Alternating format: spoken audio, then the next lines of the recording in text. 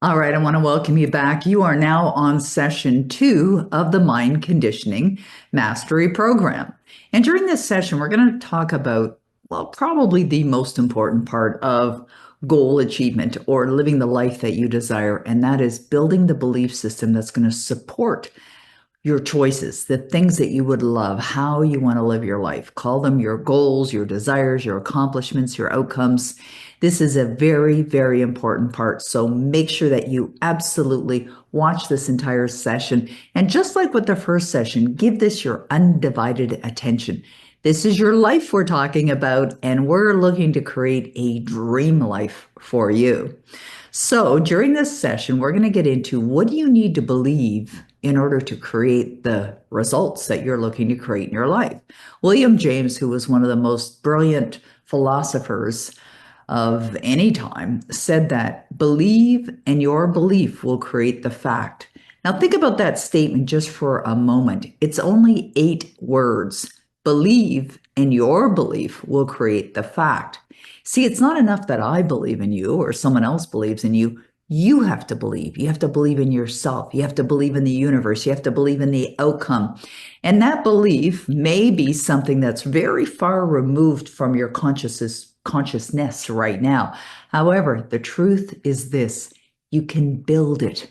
You can build the belief within you, and you can strengthen it, and you can condition your mind, which is what this program is all about.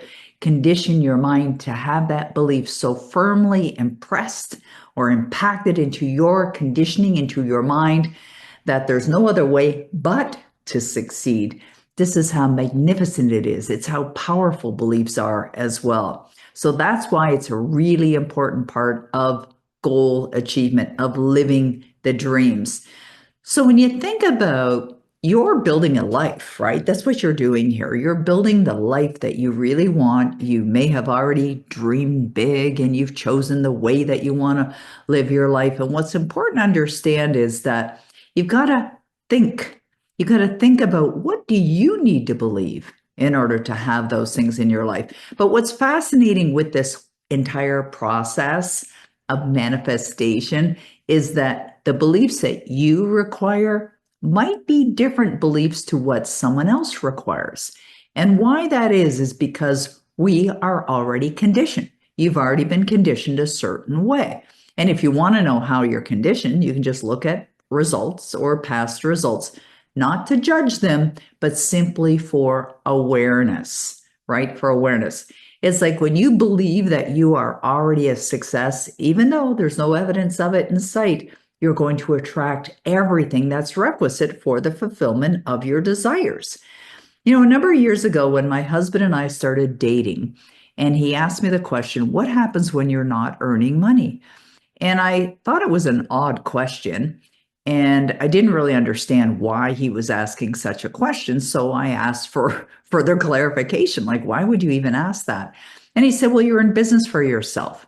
And I said, yes, so. And he said, well, what happens if you're not generating revenue? And I said, I'm always earning money. That's what I believe about myself. You see, I created a belief many, many years ago that I am a money earning machine. So is that the kind of belief that would support someone? Definitely. And if that's a belief that you want to adopt as your own as well, do it. And I'm going to talk a little bit further as we get into more and more of these sessions, how to really impress it over and over again, that you embody it. But right now, what we're talking about in this session is determining what the beliefs are that are going to be helpful for you or necessary for you to accomplish the things that you desire. You see, your success is going to be dependent upon following through with all of these exercises.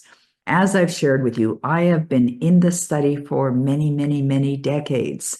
I've been teaching these materials for a number of decades as well. And I have found that it's not enough to just study or to learn or to watch the videos or read the books or listen to the audios. Where you get the real transformation and where you really truly do condition your mind is through the application. And that's why I blend it in all of this program, the application. Yes, the understanding, but the application, because I want for you what you want for you. Let me repeat that. I want for you what you want for you. So I'm here to help you, to guide you, to give you the tools, the essential ingredients for you to produce the results that you want in your life. That's really what I'm here for. So when we think about the session number one, which was really determining what you would love, what would you love to accomplish, to do, to have, to be in your life, it's important that these are your desires. Because if it's something that you're thinking, oh, that might be nice, and it's not really a desire, it's more like a want, but not a strong want. Do you know what I mean? It's like, oh, that would be okay, but I don't really have to do that. Well, there's no desire in that. You see, there's no motivation in a want as well. Those desires that you have are usually like a fire that's burning within, and having the desire and committing to the desire ignites that fire as well. And it comes from passion. It really is passion. And what's fun about all of this is that passion is going to be your fuel. Now, you're going to find that we will have a session in this program talking about persistence. I will say it's absolutely the most essential part of creating success is persist until you succeed. However, I want to add a comment right now, and that is that when your passion is there, when you're very passionate about that desire, you'll be persistent, or more likely will be persistent. So that's why I want to just share with you, review your goals list again, or your desires list again. Make sure that they are desires that you're madly in love with, that you would love to have those things in your life. Now, how existing beliefs block desires. I did talk a little bit about this in the first session. So you may have found, or you find, that when you start to think about doing something different or accomplishing something you've never done before, that you may find the beliefs start popping up. Like, who do you think you are? You're not educated enough. You don't live in the right country. You don't have the resources. You don't have the understanding, or whatever it may be. Those thoughts come from beliefs that are already conditioned within your mind. And that's okay. It's good to have the awareness. It's good to notice, because what you're going to do with my guidance is change those. So when you notice those beliefs pop up, and they will, we're going to get into a session where we'll talk about the battle that goes on as well. And that's okay. It's just part of the process. That all you need to do is ask yourself, do I want it? Do I want it? Whenever I think of any desire that, comes to my mind or comes up in consciousness, I think, and I know I don't have to know how I'm going to accomplish that goal. I just ask myself, do I want it? Is this something that I would love? And if so, then great, commit to it. And committing to it means writing it down. And of course, following through with all the other part of the process. So the first assignment, which I suggested to you, is to determine what you would really love. Write out those desires, write them out in the present tense, ensure that you blend in the emotion of it as well, and then send in your assignment.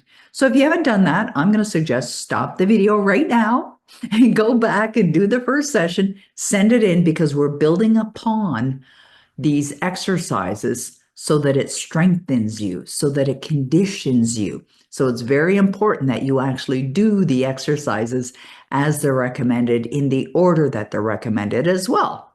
Okay?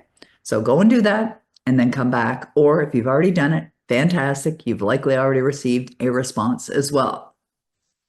So complete the first assignment or revise it. If you haven't received feedback, you will get feedback. We reply to all the emails. Now, if you don't get feedback, it's probably because we didn't see your email. Maybe it landed in our spam box. So please send it again or ask us again. Don't worry about that. We're happy to ensure, because we are very attentive to all the assignments that are submitted for this program. So if you haven't completed that assignment, do it. But if you did complete it, then you would have gotten feedback. Now, if you decide that you want to change your desires as you're going along, that's fine. You don't need to send it back in. In fact, we say don't, because we can't have too much volume of emails coming in. You would have already received the feedback. And really, when you think about it, it's not that complicated. Once you get into the rhythm of writing your goal statements or your desire statements as if you've already accomplished them, then it's very easy to continue to do this work beyond this moment in time. Now, desires, even though you've decided on your desires, they could change. That's okay. You might simply change your mind. You've got this great gift called free will.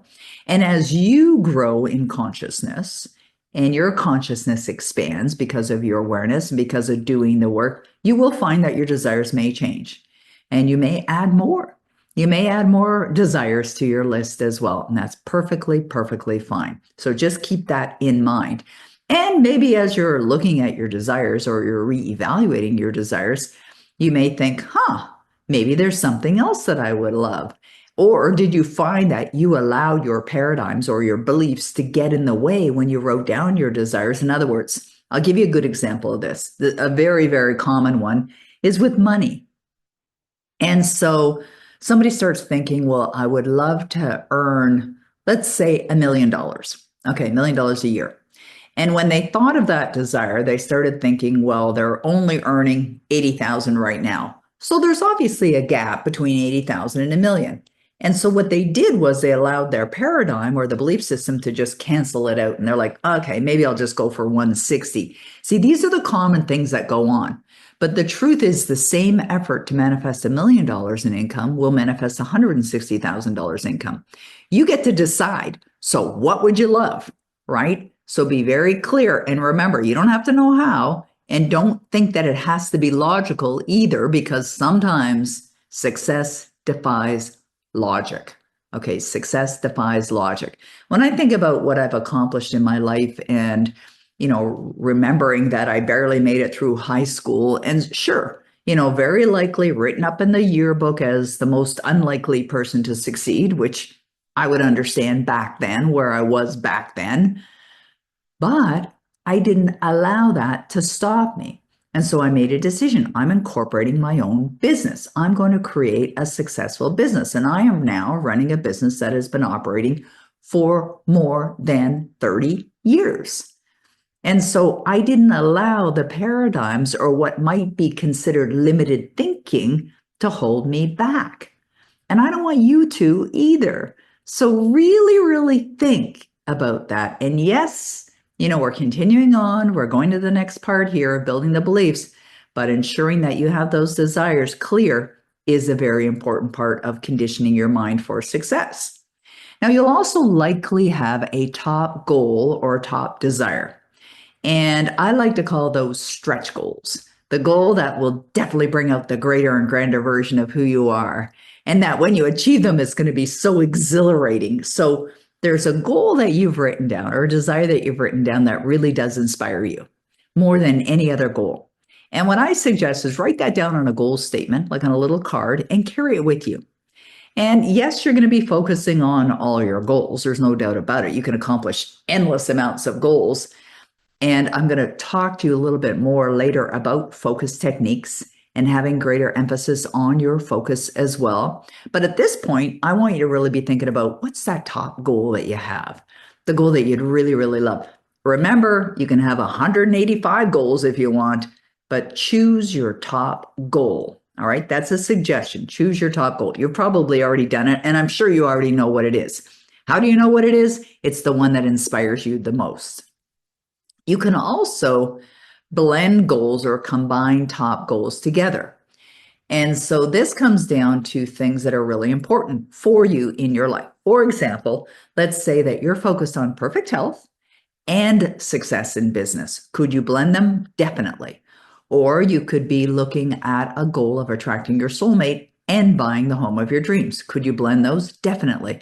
Or you'd like to buy a beautiful penthouse in the city and you also want to own a gorgeous home in the mountains. Yes, you could do that. So blend them. So here's some examples of those